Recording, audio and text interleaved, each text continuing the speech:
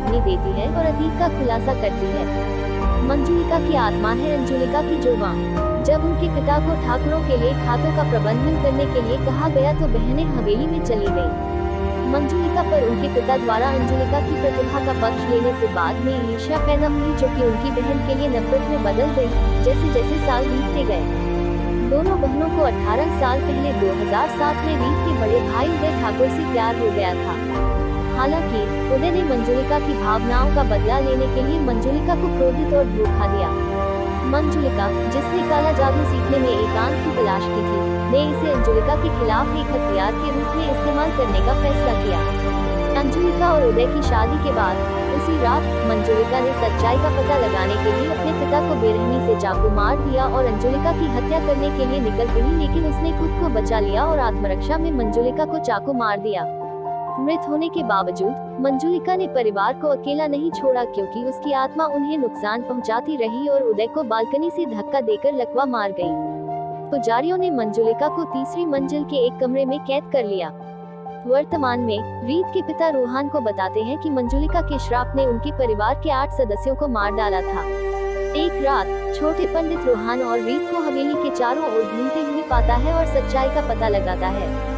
अपने बड़े भाई बड़े पंडित और उनकी पत्नी की मदद से, जिनका व्यवसाय रूहान की लोकप्रियता के कारण प्रभावित हो रहा है, छोटे पंडित हवेली में तलाशी का नेतृत्व करते हैं, यह जानते हुए कि कोई मंजुलिका के कमरे में प्रवेश नहीं करेगा।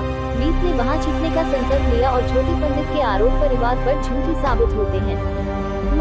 मंजुलिका अंजुलिका पर हमला करती है, जिसे रीत के जीवित होने की सच्चाई का पता चलता है और रूहान और रीत के साथ हाथ मिलाती है ताकि आत्मा को भगाया जा सके।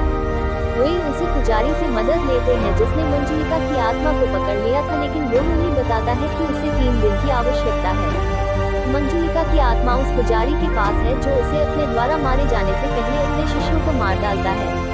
रूहान का सामना आत्मा से होता है और वह डर के मारे छत से गिर जाता है। रूहान महल में लौटता है, बंगाली में बातचीत करता है और खुद को मंजुलिका होने का दावा करता है कि उसके पास है। ठाकुर रीत को देखते हैं और सीखते हैं कि वह जीवित है। रूहान ने अंजुलिका पर हमला किया, जो रीत को मानव ढाल के रूप में इस्तेमाल करती है। अगर रूहान इस पर हमला करता है और उसे अंजुलिका के रूप में संबोधित करता है तो उसका गला काटने की धमकी देकर परिवार को भ्रमित करता है। रूहान ने खुलासा किया कि वह आत्मा के पास होने का एक कार्य कर रहा है और बताता है कि 2007 में जिस महिला की मृत्यु हुई वह उनकी अपनी बहू अंजुलिका थी और जो पिछले 18 वर्षों से उनके साथ रह रही है वह असली है मंजुलिका।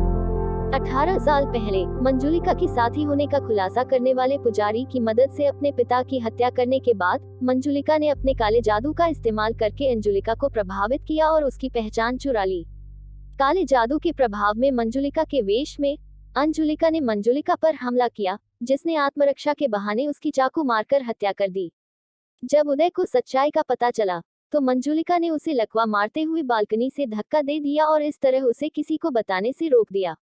उसने सच्चाई जानने के लिए परिवार के 8 सदस्यों को भी मार डाला। वर्तमान में अंजुलिका की आत्मा मंजुलिका पर हमला करती है और उसे उसी कमरे में कैद कर देती है जिसमें उसे 2007 में बंद कर दिया गया था। अंजुलिका की आत्मा अपने परिवार के साथ एक पल बिताती है और रीत के पिता से रीत को उसके झूठ के लिए माफ करने के लिए कहती है, क्योंकि इससे अंजुलिका और मंजुलिका की सच्चाई का पता चलता है। वह रूहान को धन्यवाद देती है और परिवार को जाने के लिए कहती है, क्योंकि उसकी बहन के साथ उसका काम अधूरा है। फिर अंजुलिका कमरे में प्रवेश करती है और असली मंजुलिका को मार देती है। पूरा ठाकुर परिवार महल को छोड़ देता है, जो फिर से परित्यक्त हो जाता है।